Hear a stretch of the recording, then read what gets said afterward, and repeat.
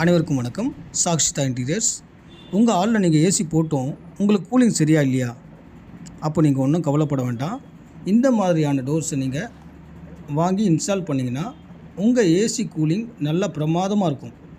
என்னன்னு பார்த்தீங்கன்னா, இந்த டோர்ஸ் கிச்சனில் இருக்கிற ஹீட்டை ஹாலுக்கு வர விடாது. ஹாலில் இருக்கிற கூலிங் கிச்சனுக்கு போக விடாது. அதனால உங்களுக்கு கரண்ட் பில் ரொம்பவே கம்மியாக வரும்.